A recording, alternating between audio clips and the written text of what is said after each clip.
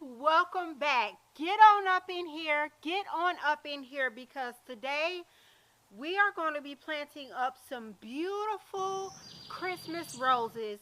If you have not heard them referred to as Christmas rose, you may have heard them by a name called Lenten rose or maybe even Hellebore or Helleboris.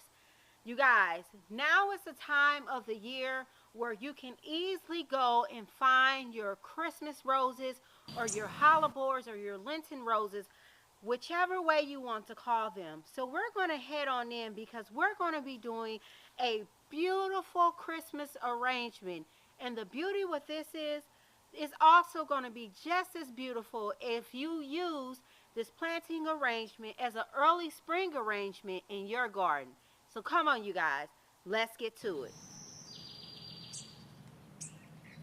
So we planted this up. We did a vlog about this weeks ago, you all, and I'll make sure to link it down in the description box. We still have beautiful blooms here. If I turn this around, at the end, we ended up going in, we added some obelisks here, and you can see these beautiful blooms. They're really not blooms. They're technically bracts.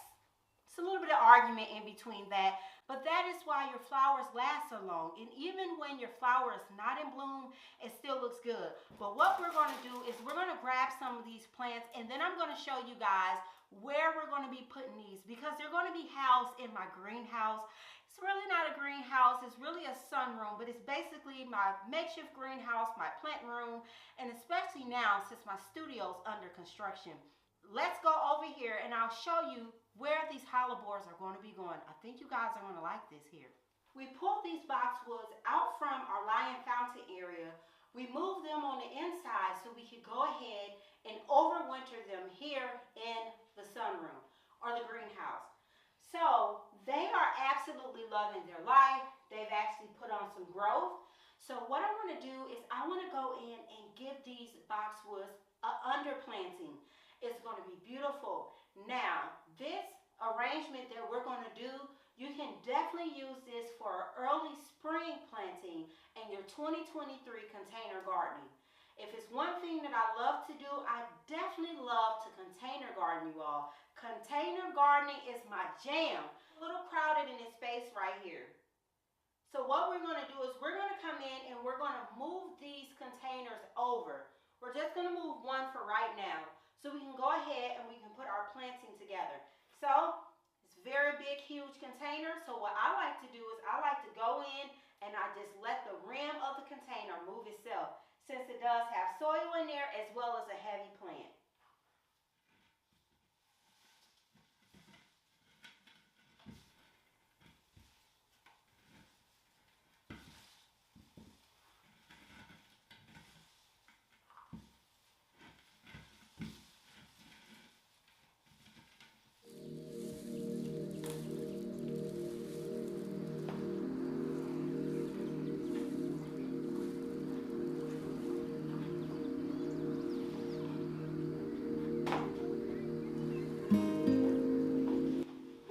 I'm going to start planting up this container. This is our first one. I'm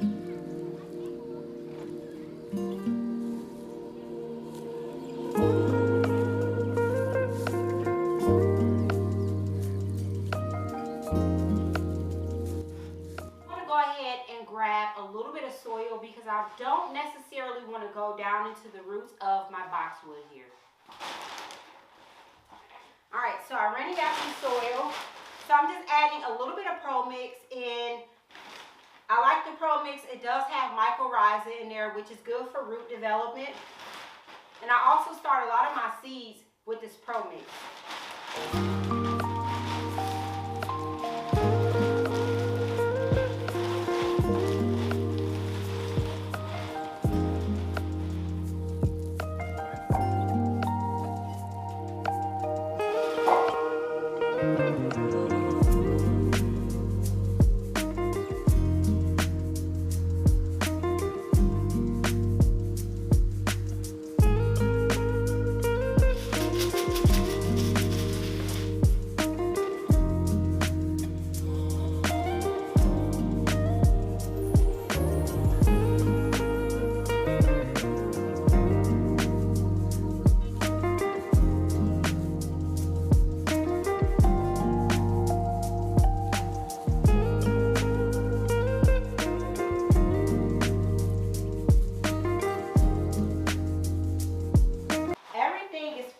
it up.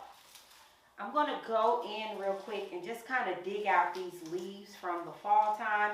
And we should have started off with that first, for sure.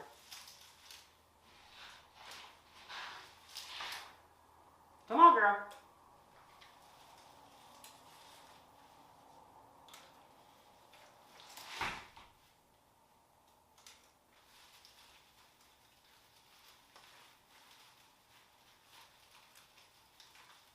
Going to take the tag off.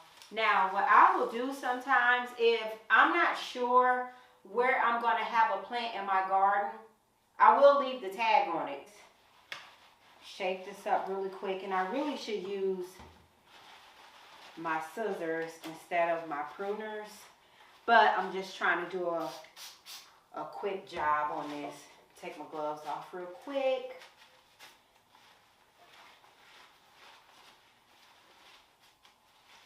So I'm just cleaning my pruners off with a little bit of bleach spray.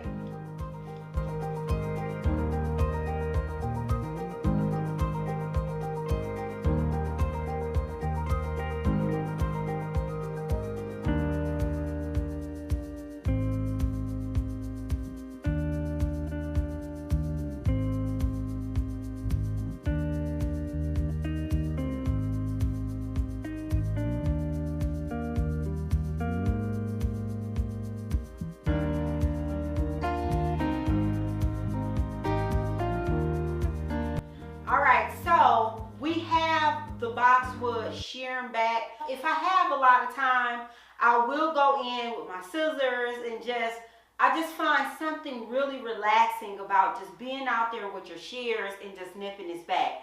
If I'm in a rush and I'm trying to tighten up a pair of hedges or my spiral tree, what I will do is I will come in and I will use my electric trimmers. Now that we have this all cut back just so we can get just the shape of the ball, and I really don't want to be trimming it back deep like this in the winter time, but I wanted to kind of shape it up since we have the bottom of the boxwood dressed up. It's looking very pretty. It has this winter skirt on. You guys, I'm just so excited right now. I'm loving how this looks.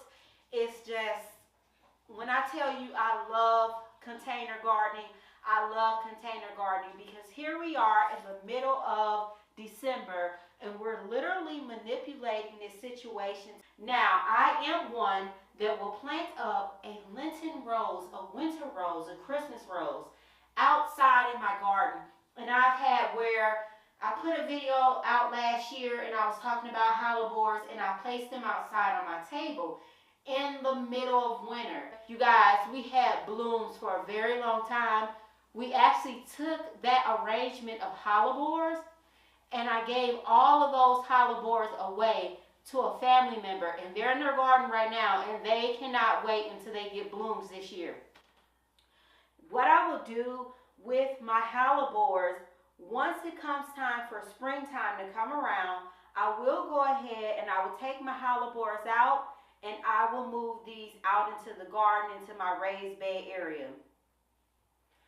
Also, in addition to moving them out into my raised bed area, you will notice that if you have hellebores out in your garden, you will have a lot of seedlings coming up. Now, what you can do is you can slightly dig those up, pot those up into like a 6-pack, let those grow on. But it will take you sometimes, if you grow it in a container, so it can go ahead and develop its roots, you might have flowers within 1 to 2 years.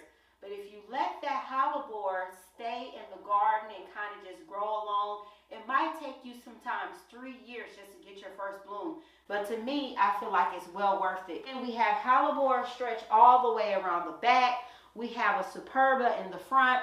And then we have a hellebore that's flanked in between the superba. And then the back of this is just tucked. Hellebore is just tucked wrapped all around the back. You guys, it's really just elevating this look. I am obsessed and I love it. So we're going to go ahead and get this beauty in its place. I'm going to come in and I am going to cut back some of these leaves. Now, what you'll notice is with your hellebore, sometimes the leaves will start to look a little bit ratty and tatty. And so you can either leave them, but with this we have quite a bit of damage. So some people will go in and just cut that one leaf off. Same thing with this one right here. Some people again will just go in and just take that leaf off. Now what I like to do is I like to follow it all the way back down to the base. These hellebores, they last a very long time and it will consistently put on blooms. It likes to be in well draining soil, and also keeping the roots cool is going to be a game changer for your longevity of your hellebore. I like to come in the springtime and I like to sprinkle my gardens with hellebore in every garden room, or in certain garden rooms. Every year I go on a hellebore hunt and I start looking for beautiful hellebores to put in my garden. Now, previous to me having a little bit of shade area in my garden, I would use hellebores and I would have to give the hellebores to my friends and family, unfortunately. Now that I have an area that's dedicated strictly to hellebore, I am hoarding all the hellebores.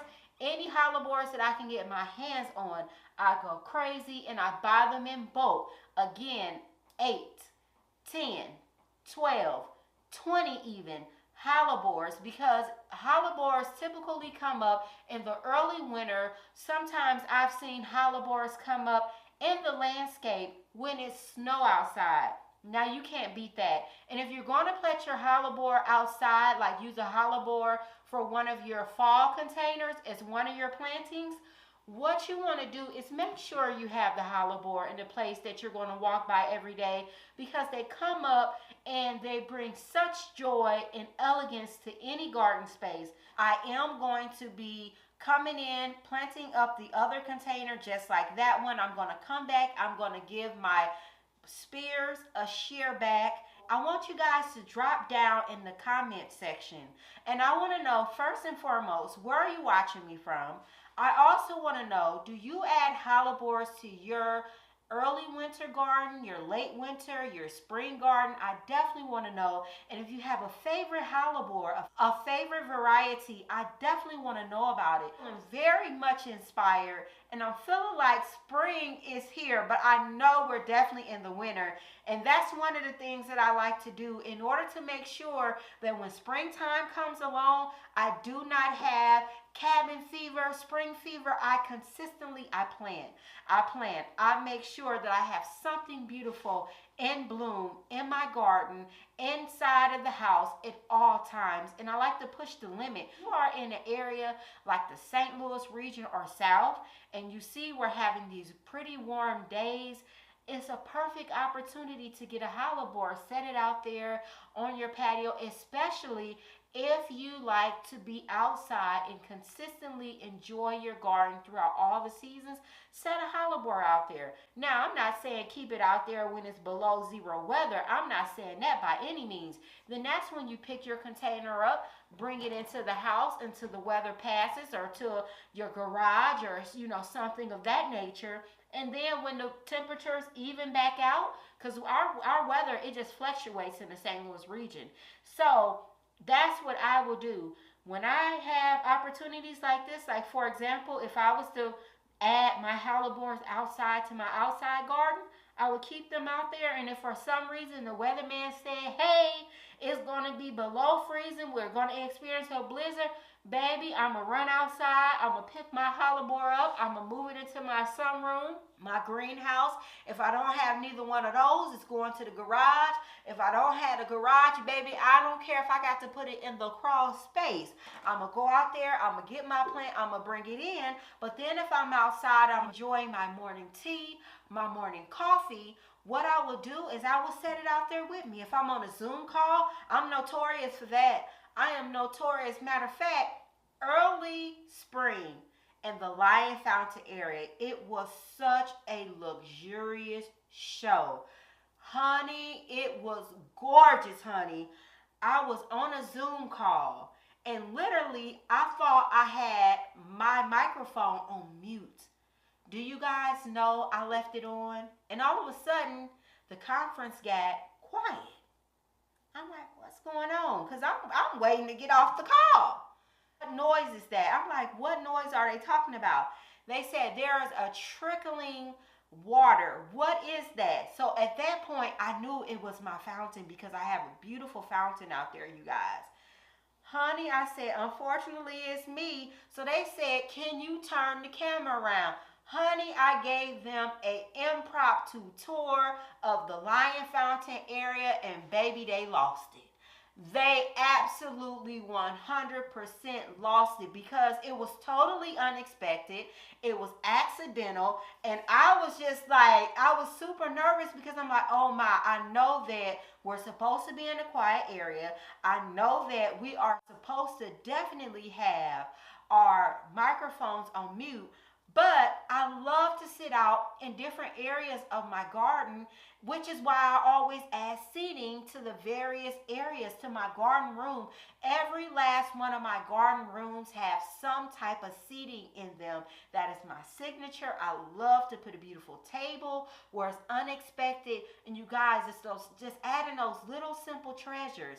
Just coming in, doing things like that, you will really start to enjoy your garden more, and you'll want to be outside in your garden during the most unexpected times.